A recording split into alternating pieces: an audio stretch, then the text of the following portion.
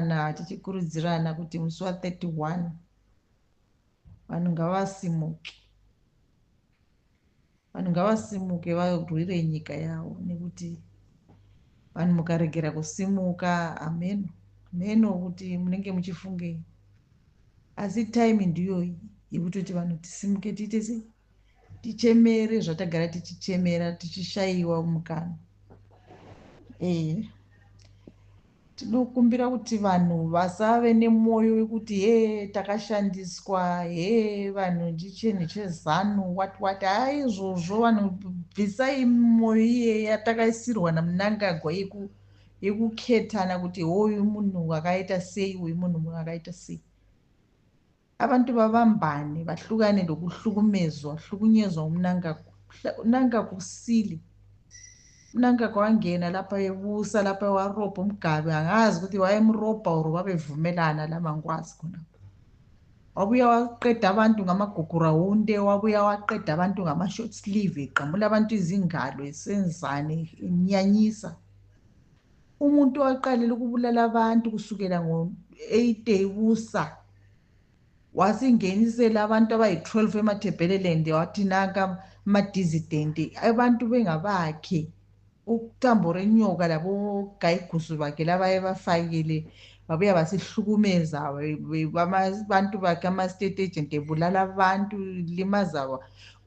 Into ayenza eMatabeleland yanuka, yanyanyisa uMnangagwa, and eyenza yena uyenza ngokuthi ufuna ukusihlukanisa, ukuthi ngifuna ukutshaya iNdebele lichaye lodwa ngapha. Wasichaya khonapho ngaboma-8 something. Uthe eqeda lapho sekumele kuyele wazotshaya eMashonaland ngapha, wabona ukuthi sekule division between amaNdebele namashona, wadivida. Sedividile uyakwazi ukuthi kusasa nxa echaya iNdebele ishona liyahleka, kusasa nxa echaya ishona iNdebele liyahleka. Asiphumeni entweni yena le i-tribalism. I-tribalism, anybody okhuluma nge-tribalism umele abotshwe. Yikho kuphela ukuthi ilizwe lethu liqonde imithetho. Sifuna umthetho, sifuna abantwana badiscipline, abantwana bachabalele, bayaleka, baqedakala ukuthi what is going on. Toriro yacho yavaunza munyika yanyanyisa, yatosemesa vana hapasina vanhu. Mutoriro uyu wakuita purposely kuti vana vange varamba vachiri mutoriro, vasingazivi kuti vasingarwire nyika yavo, ivo vana vavo vachiramba vachiprosper, vachienda pamberi. Izvozvo ndo totofanira kusimukira kuti tirwire nyika yedu, tisarambe takakodzera. Imwe vana vakomana vadiki muchitadza kupfeka sutu, masutu taionera kuna Mugabe naMunangagwa vari 2 ndo vaitopfeka masutu. Vamwe vanhu vaipfeka masutu, mari yacho vaiwana kupi? Vanaiwana kupi mari yekutenga masutu? Izvozvi tiri kuona vana Chivhayo vachiroora madiro. Imwe vamwe vakomana mucharoora rini? Muri muchadziita rini? Muchigara makangodhakwa netsvina, muchizviitira madhodhi nekudhakwa kwamuri kuitiswa uko.